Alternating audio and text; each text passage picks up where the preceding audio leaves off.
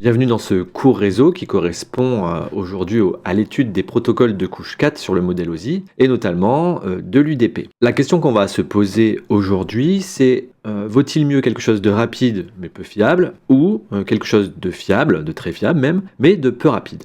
C'est la grande question qu'on va se poser dans le protocole de couche 4 du modèle OSI. Alors le protocole de couche 4, c'est ce qui se situe au niveau de la couche 3, au niveau de la couche réseau. On a déjà parlé d'IP avant et on va voir maintenant dans cette vidéo quelles sont les couches supérieures qui nous permettent d'envoyer des informations au travers le monde sans pour autant que ces informations gênent les informations des autres utilisateurs. Dans cette vidéo, on va vraiment tout comprendre et faire le tour de toute la question qui concerne l'UDP sur la couche 4 du modèle OSI. C'est parti! Alors, il faut bien entendu, dans un premier temps, revoir quand même ce qu'est l'Ethernet, ce qu'est le modèle IP et le routage, et ce que sont les sous-réseaux, puisqu'on va vite fait en parler dans cette vidéo. Dans une première partie, on va parler de la norme OSI par rapport à la norme TCP. On va parler des ports applicatifs, donc une grande nouveauté de ce protocole de couche 4, donc quelque chose de nouveau dans le réseau si on reprend les cours depuis le début. Comme c'est une vidéo qui traite UDP, on va voir ce qu'est un segment UDP, et puis on terminera par une mise en pratique réelle via des logiciels de réseau et d'études de réseau. Alors déjà, on va parler du modèle OSI. Le modèle OSI est un modèle qui est découpé en 7 couches pour pouvoir, si un jour la norme décide de modifier une partie, par exemple la partie session, cela n'impactera pas les autres couches du réseau. Dans la couche 1, on va trouver tout ce qui est physique, donc tout ce qui est liaison de connexion physique, donc les câbles, la lumière ou les ondes électromagnétiques. Dans la couche liaison, on va trouver le protocole Ethernet, ce qui permet de communiquer entre deux machines par un câble série avec plusieurs unités concentrées sur un même réseau, sur un même type de câblage avec un hub.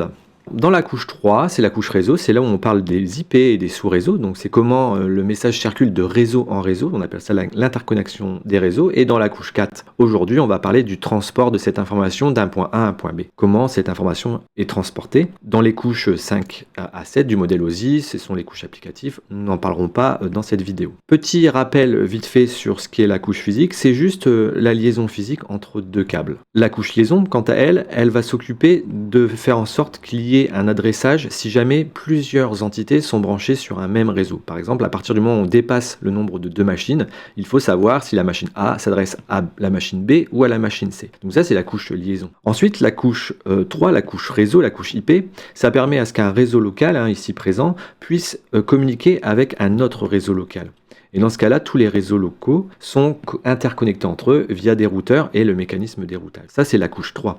La couche 4, quant à elle, c'est la couche transport. On va voir comment une application d'un service ou d'un client se retrouve dans la bonne application du côté serveur. Donc c'est ce qu'on va voir dans cette vidéo. Lorsqu'un client, par exemple Safari, communique sur le réseau, il envoie des segments TCP ou UDP, et puis ça va sur le bon logiciel. Mais que se passe-t-il si en même temps l'application Opera ou l'application Firefox communiquent en même temps? Si on ouvre 3 navigateurs qui utilisent 3 services différents, comment on s'y retrouve à l'arrivée du côté du serveur? Alors attention, là on parle de modèle OSI puisque c'est la norme, c'est celle qui est enseignée. Par contre, dans le monde réel, on va parler du modèle TCP/IP qui est celui d'Internet. C'est à peu près le même modèle, sauf qu'il est arrivé en avance parce que la norme a été faite après, une fois qu'Internet était déjà bien développé. Mais on retrouve la même chose, de donner la couche physique pour le modèle TCP/IP, c'est la couche liaison. Donc c'est surtout du Wi-Fi, de l'Ethernet et de la fibre. La couche réseau, eh bien on parle de couche Internet, la couche TCP, IP. Par contre, la couche transport, c'est la même, c'est celle qui va regrouper le TCP, l'UDP et d'autres protocoles que on ne va pas aborder ici, mais il n'y a pas que ces deux protocoles ici. Et puis les couches OSI 5, 6 et 7, donc session, présentation et application, sont regroupées en une seule, qui est la couche application pour le modèle OSI. Alors, il y a quelque chose d'important à connaître, c'est le PDU. Le PDU, c'est le Protocol Data Unit. Quand on est dans une couche réseau, on doit bien nommer les données. Par exemple, dans la couche physique, on va parler de bits. On ne s'amuse pas à parler de données. Ce sont des bits, ce sont des 0 et des 1. Dans la couche du dessus, la couche liaison, on parle de trame. La couche réseau et la couche IP, on parle de paquets. Et là, dans la couche 4, donc la couche transport, celle de secours, on va parler de segments. Donc segments, pourquoi? Parce que une vidéo YouTube, quand elle est envoyée sur le réseau jusqu'à votre mobile, elle n'est pas envoyée en un seul bloc, sinon elle bloquerait tous les autres accès réseau. Elle est coupée en petits segments et elle est envoyée petit bout par petit bout. C'est pour ça qu'on parle de segments. Au niveau du protocole, dans le modèle TCP/IP, sur la couche 3, on va parler du TCP ou de l'UDP. Aujourd'hui, on parle de l'UDP. Donc maintenant, on va parler des ports applicatifs. Grande nouveauté du monde réseau aujourd'hui après l'IP. Mais avant ça, on va faire un petit rappel sur ce qu'est le protocole Ethernet. Donc dans la couche de liaison, vous avez un protocole Ethernet. Donc vous êtes sur un réseau local ici entre 3 machines. Et lorsque la machine ici veut communiquer sur le réseau, elle envoie un signal électrique avec 2 adresses importantes, son adresse à elle et l'adresse de destination. Ce sont des adresses MAC. Les 2 trames vont renvoyer à la fois sur ce câble ici et à la fois sur ce câble ici puisqu'on utilise un hub ou un concentrateur. Ici, la trame va être supprimée par la carte réseau puisque l'adresse de destination, ce n'est pas celle attendue. Par contre, ici, on a bien le routeur qui est un équipement réseau va bien accepter le message de la part de la machine principale puisqu'il arrive à la bonne adresse. Donc ça, c'est le principe de trame Ethernet. Pour simplifier le cours, je vais parler avec des petits ronds bleus pour identifier les machines et les petits ronds roses pour identifier les routeurs. Ici, on a plusieurs réseaux locaux interconnectés entre eux avec des routeurs et on voit les liaisons entre elles du câblage soit RJ45 soit de fibre. Là, on va essayer de s'intéresser à ce qu'il se passe si un PC1 envoie un message à un autre PC1. Donc on va voir le chemin que parcourt ce message. Donc dans un premier temps, le PC1 envoie au routeur, puisque l'adresse IP de destination n'est pas une adresse IP qui fait partie de son réseau. L'adresse IP, le message part sur le câblage. Alors il faut savoir aussi que le message part ici, mais elle est supprimée par l'autre PC parce qu'il n'est pas le destinataire de l'adresse MAC. Donc le PC1 envoie son message au routeur 1 pour sortir du réseau. Que se passe-t-il maintenant au niveau du routeur 1? Il faut le savoir que la trame Ethernet de couche 2 englobe avec elle une information, un datagramme de couche 3 qui est l'IP. Donc c'est pour ça qu'une fois que le message arrive ici au routeur, le routeur lui va s'occuper de ce qui est à l'intérieur du message et il va trouver un datagramme IP. Dans le datagramme IP, on va trouver toute une information d'entête concernant l'IP et puis de la data.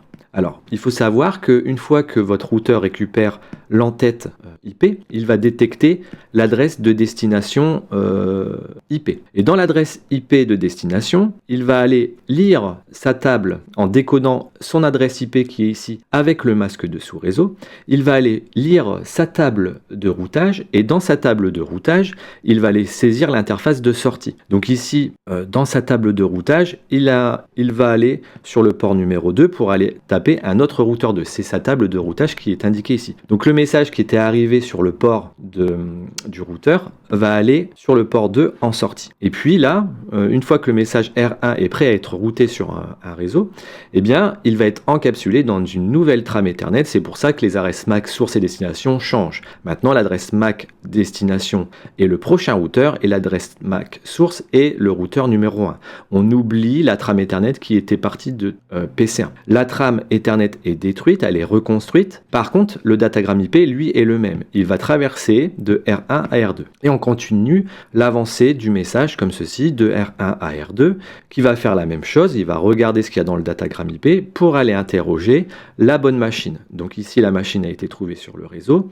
Le message est toujours envoyé sur tous les câbles, bien sûr. Comment il a fait pour trouver l'adresse IP par l'adresse MAC? Il a utilisé ce qu'on appelle le protocole ARP, qui permet, à partir d'une adresse MAC, de trouver une adresse réseau. Tout ceci est expliqué en détail dans la vidéo sur le TCP/IP, bien sûr. Mais une fois que le message est arrivé, comment il fait, alors qu'il avait été envoyé à partir de certains logiciels depuis le client, comment il fait pour atteindre les services qui sont sur le serveur en question ou le PC en question? Par exemple, ici, il y a un service Apache, un service Minecraft et un service MySQL. Comment on fait? Eh bien ça, si je résume la transmission qui s'est établie, on est parti d'un PC1 ici, ça a traversé le réseau qu'on appelle web, donc un ensemble de routeurs interconnectés les uns entre les autres pour arriver au bon PC. Eh bien, dans le PC1, vous avez des applications.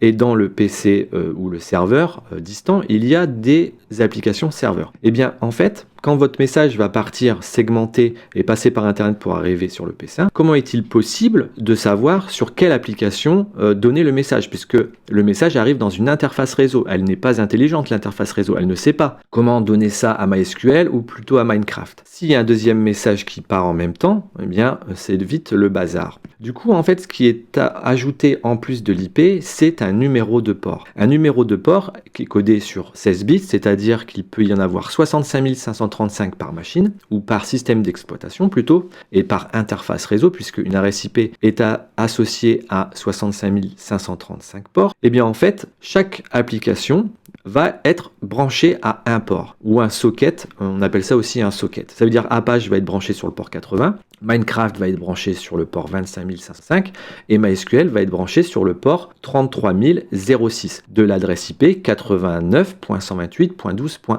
C'est-à-dire que Apache, je peux l'atteindre en tapant 89.168.12.1 2.2.80. Donc tous les messages à destination de Apache doivent en plus de l'IP fournir le numéro de port. Et c'est ce qu'on va voir grâce aux datagrammes TCP et UDP qu'on étudie dans ce cours. Par exemple, si je veux envoyer un paquet UDP à MySQL, je dois taper l'IP du serveur en question qui va traverser les couches, traverser les routeurs grâce au mécanisme qu'on a vu dans les vidéos précédentes, le numéro du port, et va l'envoyer au bon logiciel qui est connecté à ce socket. Alors en partie 3, on va s'attarder un peu plus sur la partie UDP. Un petit rappel vite fait concernant l'encapsulation pour voir où se situe UDP. Au départ, on a une trame Ethernet. Souvenez-vous, la trame ici en rouge avec une adresse MAC de destination, source, une longueur et des données. Dans la couche au-dessus, donc la couche numéro 3, il y a la couche réseau. C'est les données qu'on trouve ici en vert. Il y a un datagramme IP, c'est ce qu'on avait vu dans l'ancienne vidéo sur l'IP et l'Ethernet. Et comme on peut le reconstater, dans P Ethernet, on retrouve aussi un champ de données, un champ data ici. Eh bien, on va avoir d'autres 0 et 1, mais qui respectent un certain datagramme. Ici, on parle du datagramme UDP. On verra dans une autre vidéo le datagramme TCP. Eh bien, dans la data qui se situe ici, on va retrouver ce formalisme-là. Un port numéro source et un port destination, par exemple le port 80 en destination et le port 35 500 que Firefox a trouvé. On retrouve une taille, donc ça sera la taille du message, et le checksum, ça permet de vérifier que l'intégralité des données du datagramme UP est correcte. Alors, toutes ces données, là, on le voit, les datagrammes sont souvent à la ligne parce que c'est pas possible d'avoir une ligne de 3 mètres de long, surtout quand on imprime ça sur du papier A4 ou des pages Word. Du coup, en fait, ils sont regroupés ici. Mais il faut savoir que les bits qui partent ici, c'est comme sur un datagramme IP, ils sont à la suite. Donc ici, la trame, on peut l'observer ici. Vous avez l'encapsulation de la trame rouge qui est la trame Ethernet. À l'intérieur, on a un datagramme vert ici, qui concerne l'IP. De la data, du segment UDP, on retrouve le message qu'on aurait pu écrire ici, donc 0110, on le retrouve ici. Et à la fin, en fait, on retrouve le champ contrôle de la couche numéro 2 qui est Ethernet. Alors pour visualiser un peu plus l'encapsulation, voilà un peu ce qui se passe. Tout ce qui est dans la couche 7 se situe dans la couche 6, tout ce qui est dans la couche 6 se situe dans la couche 5, tout ce qui est dans la couche 5 se situe dans la couche 4 qui est ici la couche transport UDP. L'UDP va aller dans une couche 3 qui est le datagramme IP. Le datagramme IP va se retrouver dans la trame Ethernet et la trame Ethernet.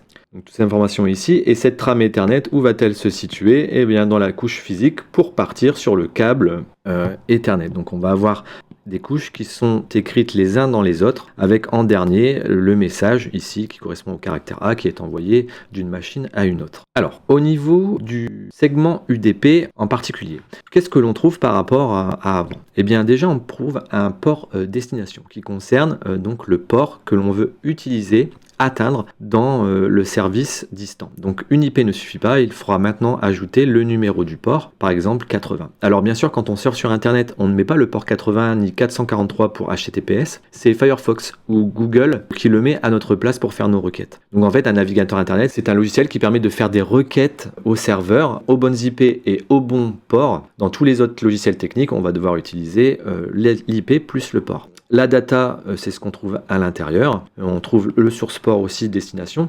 Alors, petite information sur le source port. En fait, quand vous démarrez Firefox, vous démarrez un nouvel onglet, en fait, Firefox va aller trouver un port de libre dans son système d'exploitation. Si vous êtes sur Windows, il y a 65 000 ports de libre, c'est Windows qui gère. Quand vous démarrez un client, donc par exemple Putty ou Firefox ou peu importe, ou une page web de n'importe quel navigateur, c'est votre système d'exploitation, l'operating system, l'OS qui est sur votre machine, qui va ouvrir un port de libre. Donc c'est le port de source. Le port client, on ne le connaît jamais à l'avance, puisque c'est géré par les applications. Par contre, quand vous démarrez un serveur, vous êtes obligé de saisir un port, parce que le port, c'est vous qui décidez que le serveur va écouter sur ce port-là en question. Voilà. C'est la seule différence entre le port source et la port destination. Et le checksum, en fait, le checksum, ça va être un calcul sur tout l'ensemble, plus un petit peu de couche IP en amont, pour éviter les erreurs d'aiguillage. Il va faire un gros calcul dessus, polynomial, avec un résultat sur 16 bits, donc de 16 à 31. Ici, on a 16 bits. Et ces 16 bits vont être envoyés en même temps que le message. Celui qui va recevoir va refaire le même calcul avec le même petit bout d'entête IP. S'il trouve le même résultat, ça veut dire que tous les bits qui sont écrits ici sont les mêmes qui ont été envoyés et reçus. Si jamais il y a la moindre différence de bits, eh bien le checksum sera complètement différent. Pas juste d'un bit, mais complètement différent. Voilà à quoi sert un checksum polynomial. Alors ici, sur la trame qu'on envoie ici, on peut observer que le port source, donc la trame commence ici, et puis va se terminer au niveau de l'entête ici, et après, tout ce qui suit, eh bien, ça va représenter la data du message en question et des couches supérieures. Alors, 5 champs à retenir sur l'UDP, puisque c'est assez facile, la source, port et destination, il faut savoir à quoi ça sert, et savoir ce que c'est un checksum, et savoir que la data regroupe les données des couches supérieures, donc des couches 5, 6 et 7. Donc ça à prendre par cœur, puisque c'est des questions qui tombent, bien sûr, dans les évaluations. On va passer maintenant, très rapidement, à la partie 4, la mise en pratique. Donc il est très simple de connaître un port utilisé ou pas sous Debian. Il suffit de taper la commande ss-tulpn. Donc U, en fait, c'est pour le UDP. Voilà, ça permet de savoir que, par exemple, tous ces ports UDP, donc le 68, le 37 ici et le 38, sont utilisés en ce moment par votre système d'exploitation. Sur Windows et sur OS X, vous avez la commande netstat-ap UDP pour avoir que les protocoles UDP. Et on voit qu'il y a tous ces ports qui sont ouverts. Ça correspond sûrement à des pages internet qui sont ouvertes actuellement sur mon MacBook Pro. Voilà pour les deux commandes à connaître sur Mac et sur Windows et sur Debian. Et puis bien sûr, à l'inverse, il y a aussi l'option, donc maintenant qu'on a identifié les ports et on sait un peu les identifier sur la machine, on va voir comment envoyer un paquet UDP et comment recevoir un paquet UDP. Donc soit sur Windows, on peut utiliser Hercule. Donc Hercule, vous avez un onglet UDP qui permet de se connecter pour envoyer un paquet ou en recevoir. Sur MacBook, vous pouvez utiliser aussi la commande echo associée à la commande NC, la commande netcat. C'est la même que sur Debian. Donc Debian et OS X, c'est à peu près la même chose. Netcat est un service qu'il faut installer ou qui est peut-être déjà installé de base, qui permet de scanner les ports, de pouvoir faire des petits serveurs de test, de débugage réseau et d'étudier un peu le réseau. Donc c'est un logiciel professionnel que les professionnels utilisent pour administrer leur réseau. Et on va voir en gros comment se passe une communication entre les deux. Alors avant de passer à la pratique, une petite part de sécurité et de hacking. Il suffit de mettre Wireshark entre la liaison d'un paquet envoyé donc d'un client et d'un serveur. Si vous mettez Wireshark, vous verrez en fait que UDP, ici, tous ces paquets, eh bien, il n'y a pas de cryptage de l'information. Elle est brute comme elle est envoyée. Si bien que si vos données dans vos couches supérieures ne sont pas encryptées, eh bien, elles passeront en UDP en totalement visible. Donc login, mot de passe, tout sera en visible sur le réseau. UDP est utilisé aujourd'hui à grande échelle. C'est juste qu'au-dessus de vos données sont encryptées. Donc le mot de passe est encrypté, il passe par UDP, puis il est décrypté une fois qu'il arrive dans le service à destination. Donc pour la petite démonstration, d'un côté je suis sur un serveur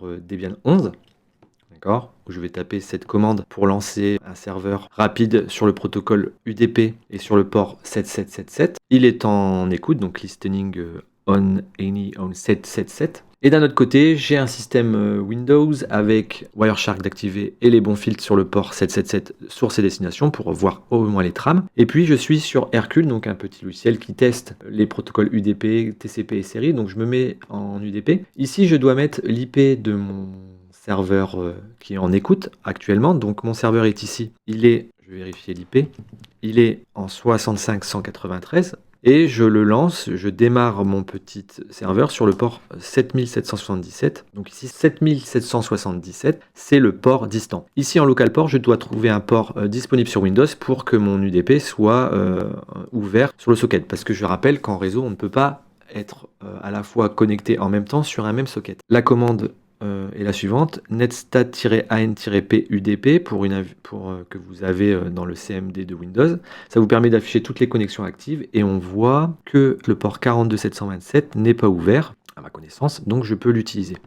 Donc je vais ouvrir la connexion. Mon socket est ouvert ici. Il ne se passe absolument rien côté serveur puisque j'ai ouvert que ma connexion du côté du client. Par contre, si j'envoie un message ici rapid show, il va partir en UDP. Donc on voit la trame qui est partie ici. Une seule trame UDP envoyée, voilà, avec rapid show. On peut constater dans cette trame que l'on observe ici, qu'on a capturé, on va avoir le protocole Ethernet, l'adresse source MAC et destination, le type IPv4, on a le datagramme IP avec, on retrouve le protocole du dessus IDP, l'adresse IP source 64.62, donc c'est l'IP de mon Windows qu'on peut vérifier ici en tapant ipconfig. On voit bien que mon Windows, l'IP 64.62, cet segment UDP, est à destination de la 65.193. Dans le datagramme IP, on nous trouve le port source, donc le 42.727, c'est le port que j'ai ouvert sur mon client Hercule. Le port destination, c'est donc le 777. La taille fait 17 octets, donc la taille totale du paquet. Le checksum a été calculé. Et la data est sur 9 octets, parce qu'il y a 9 lettres, j'ai envoyé rapid show. Eh bien, vous pouvez constater que tout ça commence à partir d'ici, donc à partir d'Ethernet 2. Donc ici, en fait, on va avoir l'adresse MAC destination, d'accord, sur 6 octets. Et puis, on a ensuite l'adresse MAC source. On a le paquet IP avec les adresses source et destination qui doivent être ici à peu près.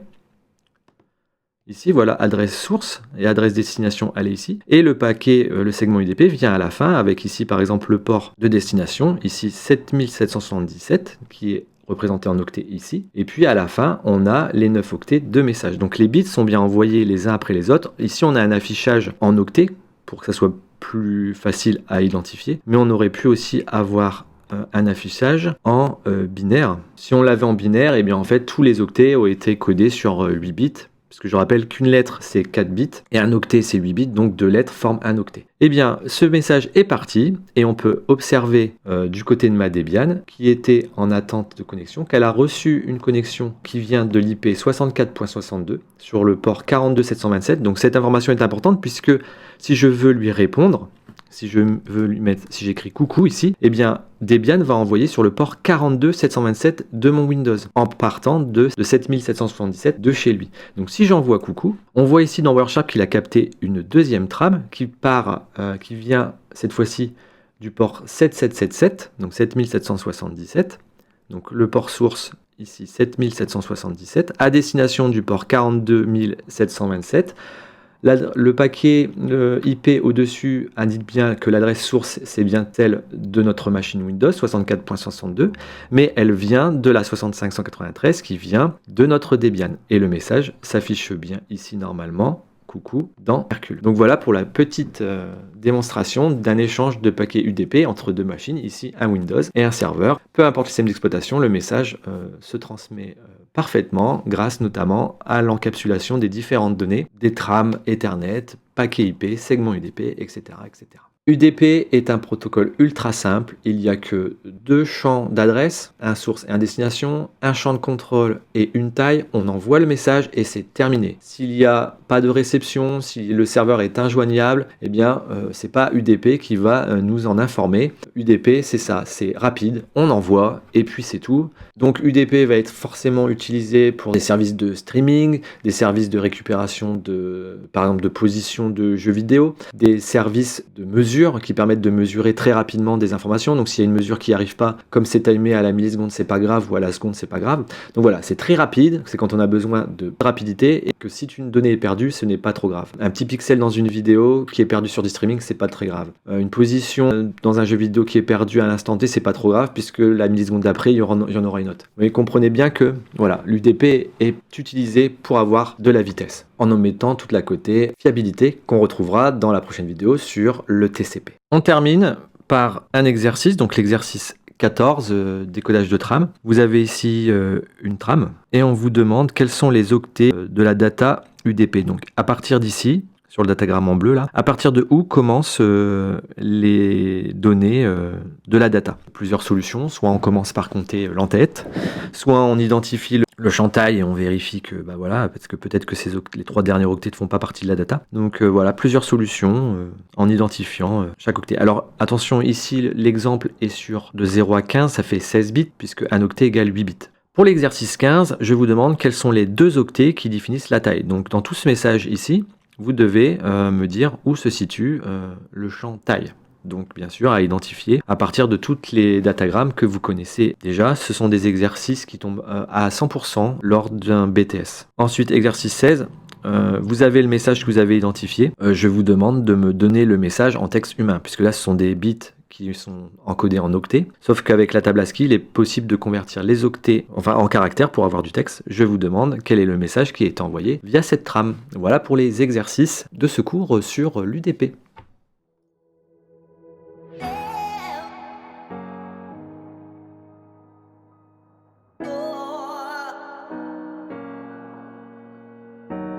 Oh.